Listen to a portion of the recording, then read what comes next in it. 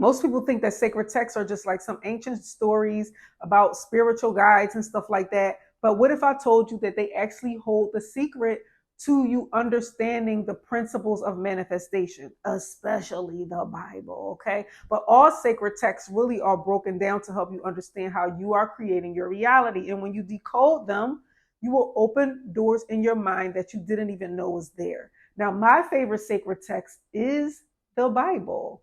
And according to my YouTube family, it's theirs too, because you all asked me to start talking more or getting back to talking about metaphysics of the Bible, because I used to talk about it all the time. So what I'm going to do is I'm going to actually make this a whole series where I'm going to be breaking down a different word every week. That if you read it differently in the Bible, it's going to completely shift how you even read the Bible from the beginning. Okay. So every week I'm going to have a different word for about another 7 weeks or so. I'll be doing other videos in between there, but if you think that that's something that you want to learn, go ahead on and hit the subscribe button so that you'll know when I upload the next video. Now, the first thing I need to show you is the word read, okay? I need to break it down for you, because if I don't help you understand what it means to read, everything that I say and even break down to you today is going to go zoop right over your head. Or you're going to be like, that's just a bunch of hogwash. But the problem is that most people don't even understand what it really means to read, okay? Reading is essential and is very important for you to manifest your desired reality, because what do you really need to read? You. You need to know how to read you. You need to know how to read your life's experiences when things manifest. You need to know how to read your own mind, what you are saying to yourself, your emotions. You need to know how to read those, your body language. You need to know how to read all of that. And so when reading is not just looking at letters and listening to the sound of a word and applying a definition to it. It's so much deeper to it. And that's the reason why most people miss the understanding of the sacred text, because they're just reading it on the surface and they don't know how to read just life, period. Okay. Also, we need to understand that there's really only one story happening with everybody in the whole world. Everybody has one story, and their story is the same story that's being told in the Bible, which is the story of transformation and awakening your God consciousness, meaning you having a whole apocalypse, which I call an epic collapse. Okay, it's a collapse of your old belief system, and you actually realizing that, oh shoot, I am a creator, and I can actually create my desired reality because I am one with the divine. Okay. Now let's break down this word read. Now we're not going to break down the word read itself, but we're going to look at the Greek word for read in the Bible. Okay. It's broken into two words. It's one word, but it can be broken into two words, is what I'm saying. So the one word is Anna, and the other word is gnosko. Now, I don't know if I'm pronouncing that right, gnosko, but we're going to ride with that. Now, Anna actually means in between. And then gnosko means to perceive.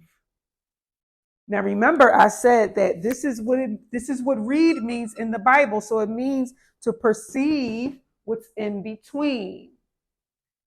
This is what I meant when I said, if you are reading something just on the surface, you are not reading it at all. And I am not only talking about words in a book, I'm talking about your entire life. I'm talking about all of your whole experiences.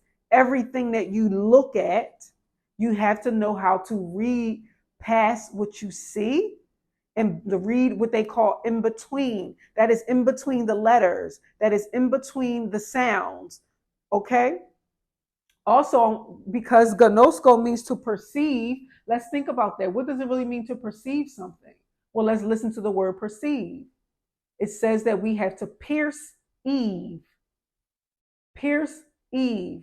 Pierce is to, obviously push through, right? And then Eve is representing the darkness, which is Eve is the divine feminine, the divine mother, the mother of all living, as they call her in the Bible. But it's really talking about the darkness, which is your own subconscious mind. Things that are unseen, unheard, and invisible. Okay? So again, read really means to pierce Eve in between. It's to look for what you cannot see. That's what real reading is. Look for what you cannot see on the surface, and listen for what you cannot hear. You would have to listen to it very slowly in order to really understand what's being said. Okay? Or you have to actually use your abstract mind and read symbols and look at letters as if they are symbols, because they are. Most people read, especially when they're reading a book like the ancient, like the Bible, right? And they just read the regular words that's on the surface. That is a trap. And I'm going to tell you why that's a trap. Okay? And I'm not only talking about for the Bible. I'm talking about anything that you're reading. If you are only reading it on the surface, it is a trap, and it's going to keep you locked in to you not being able to manifest, basically. I mean, you're always manifesting. Let me not say not being able to manifest. It's going to keep you locked into a limited belief system. Let me say it like that. Okay? It's going to keep you locked into a limiting belief system. So, what's happening is when you read a word on the surface, somebody somewhere has told you that this word has a definition, right? And because you only think about what is the definition that goes with that word, and you don't never think beyond that, you stay stuck in a what? A box. You stay stuck in a box. Okay? And a box is also a cube. A box or a cube or definitions, these are all made up of lines. Lines. Now, when I say lines, I'm not only talking about lines that you draw. I'm talking about somebody handed you a script, esoterically speaking, metaphysically speaking. Someone handed you a script with lines. These lines are in your DNA. Somebody told you, here, this is what you're here to say. Okay, stick to these lines.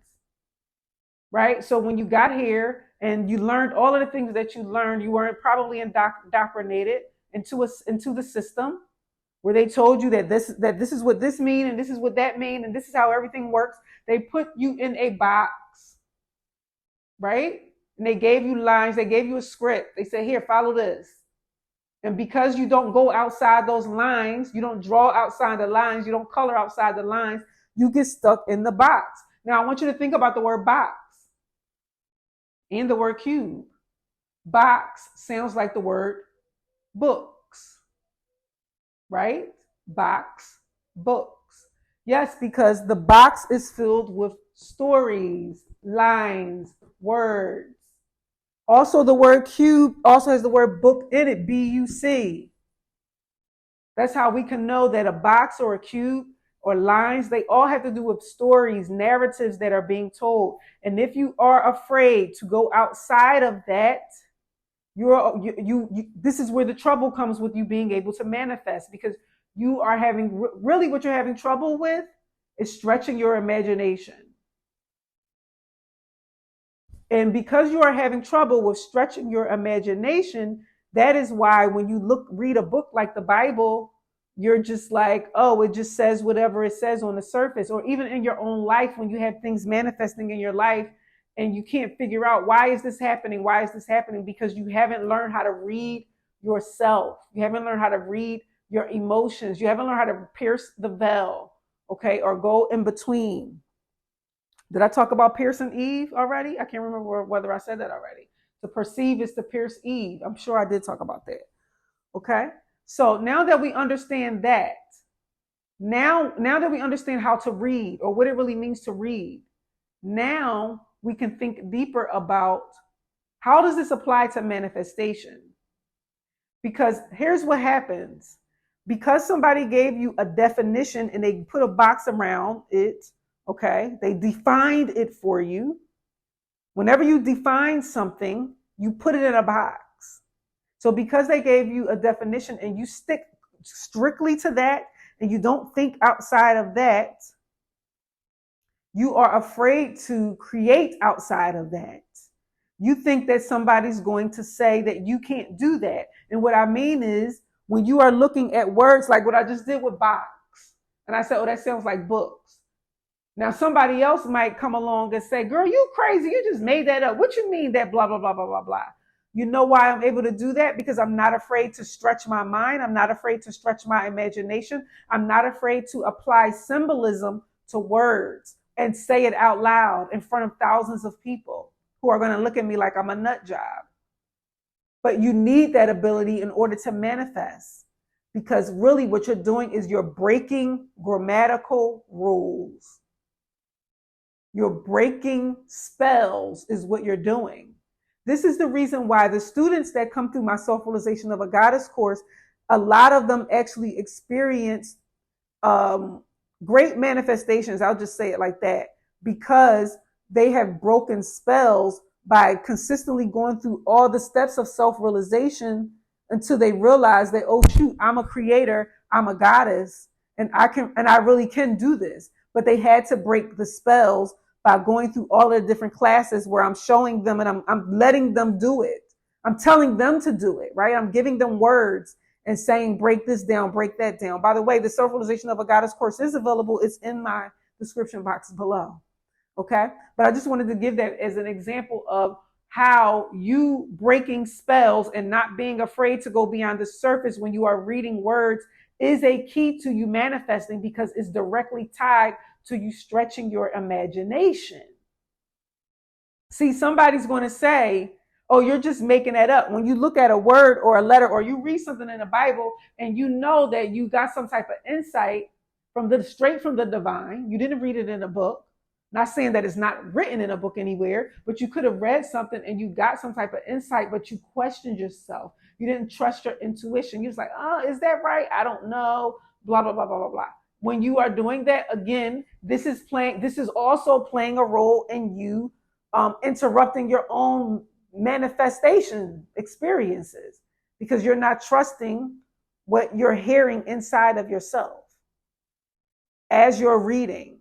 Right. And I'm not just talking about reading like a book, like as you're reading your life, you have to be able to hear, you have to be able to pierce Eve and hear what is being said beyond, in the darkness, in the subconscious, in the parts that are hidden. What is being said? That is what will give you direction for what you need to do next and what you need to understand in order for you to create what you want to create. Okay, let me move on. I had to go get my notepad so that I can make sure that I'm not, skipping things around or skipping things that I know that I wanted to say. Okay, so I talked about how the box is actually a trap. Now, when you study the Bible, this is why studying ancient texts is actually very healthy for you to, what am I trying to say? Studying ancient texts is a very healthy way for you to stretch your imagination, because that's what it's really there for. That is the reason why so many different people can interpret so many different scriptures in all different kind of ways, because it's the beauty of being able to stretch your imagination and relate it to you somehow and relate it to your own narrative. So I highly, highly suggest that you actually start practicing doing that. But before you do that, let me break down the word Holy Bible for you. Okay. And I'm going to show you this so that you can know that the Bible itself is actually telling you that it's a sacred book and that you are supposed to be going beyond what it says on the surface. So let's look at the word Holy Bible. Holy Bible. Now I could do so much with this. Breaking down the word Holy Bible should be a whole video by itself. If y'all want me to do a whole video just on breaking down the word Holy Bible, let me write it down in the comments. But for right now, I'm only going to focus on maybe one or two things, because I have broken this down like 8 different ways. Okay. But anyway, holy. Now, most of you probably know that the word holy means sacred, right? But we're going to go beyond what the definition means, the definition that was given to you. We're going to go beyond that. And we're going to listen to the word holy, which sounds like the word whole, which tells us what? It has something to do with that symbol right there being a 0 or a circle. The reason why it's related to a whole or a circle is because it's talking about the darkness. That's what sacred really is. Sacred secret. Things that are hidden. Things that are in the darkness. Things that are nothing. Things that are invisible. It doesn't mean that it doesn't have any value. As a matter of fact, if you think that that symbol right there means that it doesn't have value, the next time matter of fact, do this exercise. Write the number 5. Imagine that you had $5. Okay? Then add that symbol next to it. Now how much you got? $50. Add another little circle next to it. Now how much you got? $500. You see where I'm going with this? That's how you know that this has a lot of value. This is not, just because something is 0 or the symbol of a 0 doesn't mean that it doesn't have value. Okay? It actually has, the things that are invisible have more value than the things that you can see. Right? So anyway, so the Bible is telling us that for us to really understand it, we have to look at what you cannot see. That's what it's telling you. Like it says, basically it says like invisible story, because Bible means a book or a story, right? So it says like invisible story. That is what I mean when I'm telling you that it's literally telling you that you have to look for what is not being said, what is not being heard, what is not on the surface. You have to look for what is invisible. Invisible is you really getting insight from the divine as you are reading it and listening to it. I highly suggest listening to it. There's plenty of Bible apps where you can just let it play. People always ask me like, well, where should I start at? What book should I start at? And I always tell them, pray and ask, where should you start? Pray and ask, where should you start? And then wait to get an answer from the divine. This is how you read. This is how you read. You pay attention to what's happening around you. You might go outside and see a scripture somewhere right after you ask that question. Boom, there go your answer right there. Okay? That was just a hint. Now, another reason how we can know that this book is to be deciphered is because 0, another word for 0 is cipher. Cipher, like as in Lucifer. We won't go down that rabbit hole today either. But my point is that the word cipher also means 0, right? And cipher is in decipher, as in like to decode something. So therefore, this cipher means coded. Cipher means coded. Cipher also means 0. So it's telling us that it says coded Bible. It says coded book, coded story. It's telling you that you cannot read it on the surface. I mean, you can, but you're not going to get that far. It's not going to help you actually reach your highest potential as a creator. That's the whole purpose of the book, is for you to reach your highest potential as a creator. So let me check my notes once again to make sure that I covered everything here. What you're doing when you are playing around, what people call playing around with words, or like turning one letter into a symbol and actually being able to see it from an abstract perspective, that is reading. Okay? What you're doing is you're giving yourself permission to create. That's what you're really doing. You're giving yourself permission to create, which means that you are allowing your mind to make up shit. And this is where most people struggle when it comes to manifestation, because they don't allow their mind to just make up the highest thought that they could possibly have. They're so scared that somebody's going to tell them that they can't do it. Right? I want you to think about the word allow and say it backwards. When you allow yourself or give yourself permission to break rules with words, the word allow backwards is voila. Voila. You have to give yourself permission to break rules, to break spells. And you do that by going past what you see on the surface, okay, when it comes to reading. Now, one more thing about this word Holy Bible, okay, is that I believe it's in the ancient Egyptian text, is Helios Biblos. Right? Helios Biblos. Helios means sun. So it's called the Sun Book. I got a feeling that a lot of y'all might have known that and understood that. However, sun represents fire. Sun is a symbol for fire. This is what I mean by go past what you read somewhere. So really it says fire book, right? Now watch this, pay attention. Because Helios also means fire, but we saw that it also is talking about a circle or nothingness, or for things to be black or invisible, because invisible is black. That means that Helios or holy together, it also means black fire. Black fire. That is invisible fire. That is called enlightenment.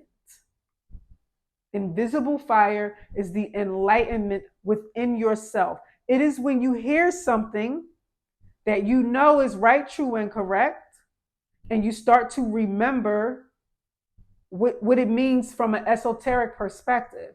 You may even get triggered by it before you actually completely take it in. It may appear like an adversary to you, but the point is that a fire was lit, whether that fire burned you or whether that fire lit you up and you had a great aha moment. Either way, a fire was lit that leads to enlightenment, right? Unless you burn it out, unless you say no and you just turn the fire off. But that's what I'm saying is that the book is about internal enlightenment. That's why it's called the Helios Biblos. Because it's not just about the physical sun in the sky. I know it got to do with Ra and all of that, but it's bigger than that, or it's deeper than that, rather. It's about the enlightenment inside of you and you having a grand awakening to your God self or your goddess self and realizing that you are a creator. Okay? So now, if this resonated with you and you are ready to go deeper, I am going to put another video up here or up here somewhere with a testimonial from one of my self-realization students who went through the self-realization of a goddess course. And the first thing that she talks about is how her learning about the metaphysics of the Bible and learning about etymology and words and how to see deeper into words really actually impacted her life. And I know that it can do the same thing for you. Okay?